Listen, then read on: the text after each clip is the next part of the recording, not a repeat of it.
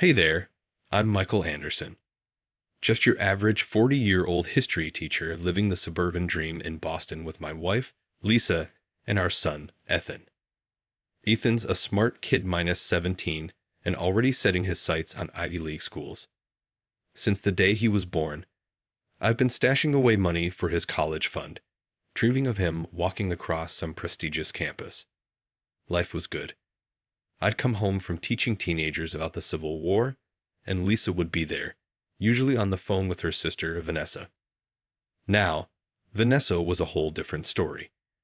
She had a talent for burning through money faster than a teenager with a credit card. Always calling Lisa with some new crisis, car trouble, maxed out credit cards. It was like a broken record. I tried to keep the peace because, well, family is family. But every time Vanessa called, my blood pressure spiked.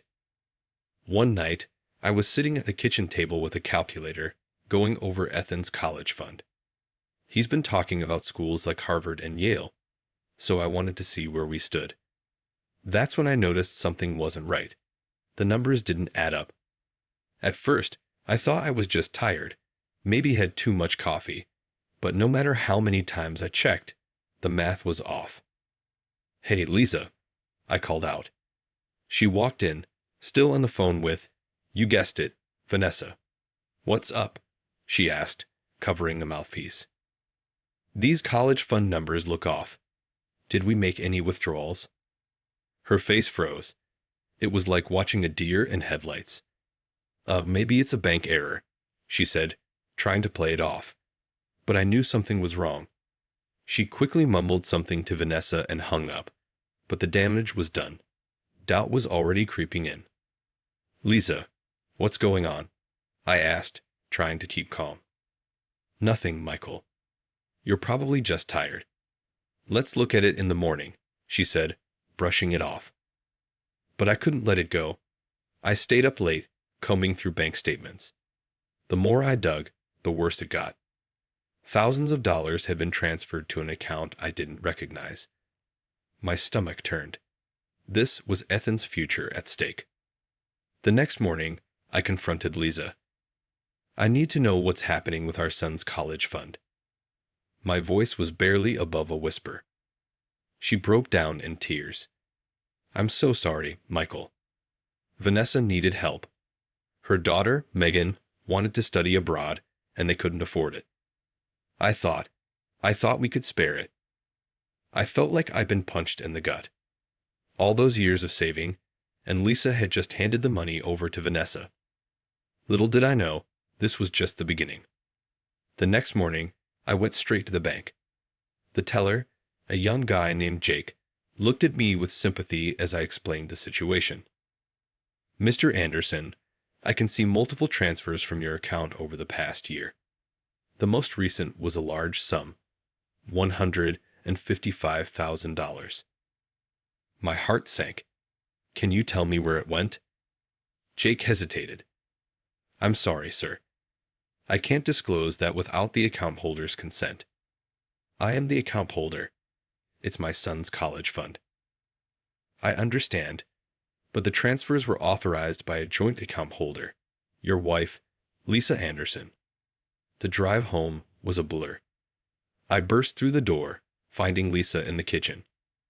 "Want to tell me why you've been draining our son's future?" Her face went pale. "Michael, I can explain." "Explain what?" "How you've been stealing from Ethan." "It's not stealing. Vanessa needed help. Megan got into an amazing study abroad program." I cut her off. "Megan's 14, Lisa. What kind of program takes middle schoolers?" Her silence said it all. I grabbed my laptop, furiously typing. A few clicks later, and there it was, Megan's social media, flooded with pictures of her lounging on Mediterranean beaches, shopping in Paris, partying. Some study program. "This isn't studying, Lisa. This is a luxury vacation." Lisa broke down. Vanessa was in trouble. She said if Megan didn't get this opportunity, she'd fall into the wrong crowd. I was just trying to help. "And what about our family? What about Ethan's dreams?" Just then, Ethan walked in. Dad? Mom? What's going on? I couldn't bear to tell him. Nothing, buddy. Just a misunderstanding about finances. But he was too smart for that. He looked between us, sensing the tension. Is this about my college fund? Lisa rushed to reassure him. Don't worry, sweetie. Everything's fine. But I couldn't keep the truth in any longer. No, it's not fine. Your mother has been taking money from your college fund to support your aunt. Ethan's face fell. What? But all my hard work, my grades, was it all for nothing? Lisa tried to comfort him, but he backed away. We'll figure it out, honey. I promise. I wasn't done. How long has this been going on, Lisa? And don't lie to me. Not again. She couldn't meet my eyes. A few years. But it started small, just a little here and there. I felt like I was drowning. A few years? What else have you been hiding? Her silence was deafening. Then, a ping from her phone. A message flashed on the screen. Can't wait to see you tonight. Love, David. My world shattered. Who's David? Lisa's face crumpled. He's just a colleague. But I knew everything. The late nights at the office, the secret phone calls, the sudden attention to her appearance. It all made sense now. A colleague? Is that what we're calling it now? I said, my voice heavy with disbelief. Ethan stood between us, his face etched with confusion and hurt. Mom, what's Dad talking about? He asked, his voice trembling. But Lisa couldn't respond. She just stood there, tears streaming down her face as everything we built together unraveled before us. I turned to Ethan, my heart breaking for him. Pack a bag, son. We're going to stay at Uncle Rob's for a while. As we walk out the door, I could hear Lisa's muffled sobs. But I couldn't bring myself to look back. The woman I thought I knew, the life I thought we had, it was all a lie. Now I had to figure out how to pick up the pieces and salvage a future for my son. The next few weeks were a whirlwind. Ethan and I crashed at my brother Rob's place while I tried to clear my head. One morning, over a cup of Rob's terrible coffee, he gave me a reality check. Mike, you can't just sit here stewing. You need a game plan. He was right. I called up my old college buddy Steve, who'd become a hotshot divorce lawyer. Michael, buddy, I'm so sorry you're going through this. Let's meet and talk strategy. In Steve's office, surrounded by law books and the faint smell of leather, I laid everything out on the table. So what's our move? I asked, feeling completely lost. Steve leaned forward, his eyes sharp. We document everything. Every transfer, every lie, every indiscretion. We build an airtight case. As we talked, my phone buzzed. Lisa again. I hit ignore. You need to think about Ethan's future, Steve continued. Have you considered relocating? That sparked an idea. I reached out to my old mentor, Dr. Harrison, now the headmaster at Westridge Academy in Seattle. Michael, my boy, it's been too long. He said warmly when I called. A position, you say? Well, as luck would have it. Things were falling into place, but I couldn't shake the anger. Vanessa's scam had to be exposed. So I made an anonymous tip to the Department of Education about her fraudulent study abroad program. Back at Rob's, Ethan was struggling. Dad, why can't we just go home? Maybe if we talk to Mom. I sat beside him on the worn-out couch. Son, sometimes things can't be fixed. But I promised you, your future is still bright. But what about college? All that money. We'll figure it out. I've got a lead on a job in Seattle. How do you feel about the West Coast?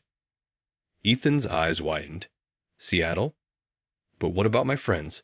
My school? I know it's a lot, but think of it as a fresh start. And hey, maybe you'll end up at the University of Washington. I hear they got a great computer science program. That got a small smile out of him. The next day, I met Lisa at a neutral coffee shop. The tension between us was thick enough to cut with a knife. Michael, please, can't we work this out? For Ethan's sake, she pleaded. I took a deep breath, trying to keep my voice steady. Lisa, you didn't just betray me. You betrayed our son. His future. I was trying to help family, she protested. And what are we? Chopped liver? I couldn't keep the bitterness out of my voice. By the way, how's David? Her face crumpled. It's not what you think. Save it. I've already talked to a lawyer. And Lisa, you might want to lawyer up too. I hear your firm is looking into some discrepancies. Her face went pale.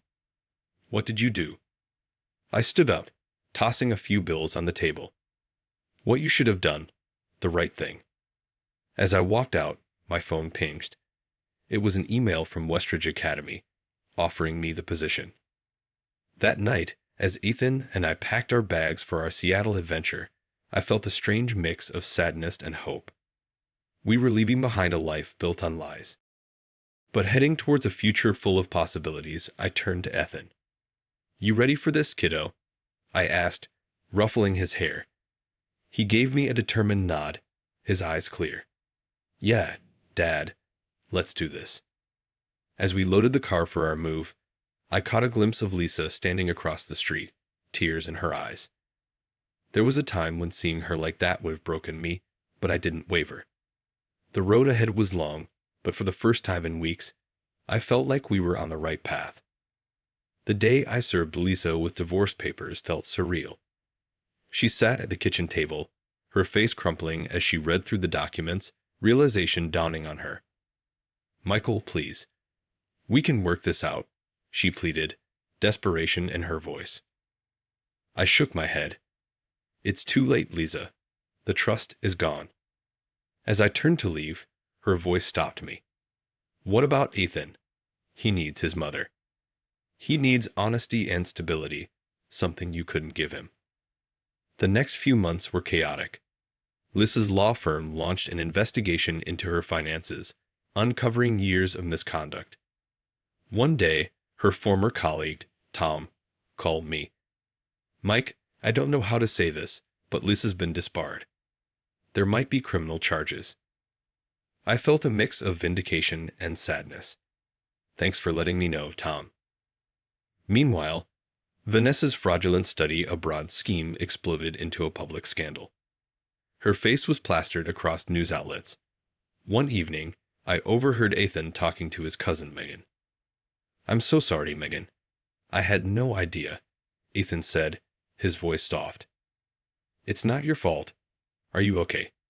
Megan's voice cracked over the line. Ethan looked at me, his eyes full of confusion. I pulled him into a hug. Sometimes, kid, the people we love make big mistakes. But we'll get through this. Our move to Seattle was a breath of fresh air. Westridge Academy welcomed me warmly, and Dr. Harrison introduced me to the faculty. Everyone, please welcome Michael Anderson, our new American history teacher. Michael, care to say a few words?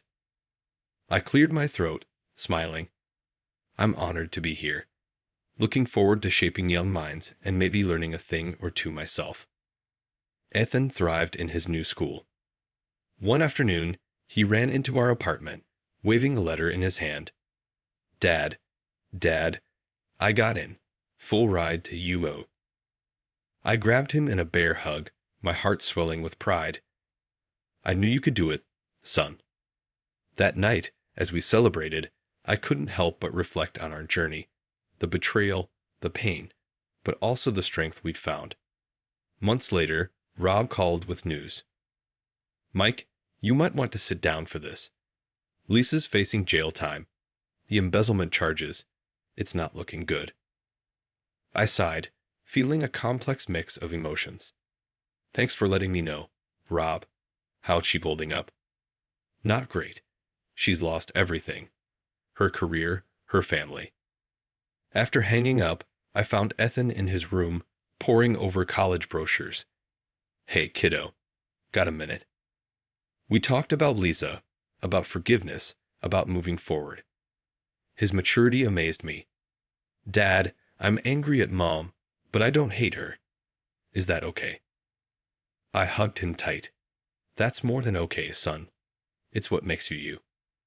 Later, I stood on the balcony, looking out over the Seattle skyline. A sense of peace washed over me. We'd been through hell, but we'd come out stronger.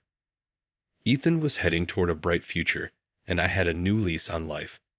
The road hadn't been easy, but standing there, I knew we'd made it. We'd survived the betrayal, cut out the toxicity, and built something beautiful from the ashes of our old life.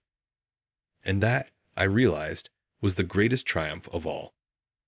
What would you do if you discovered your spouse had betrayed your child's future? Share your thoughts below.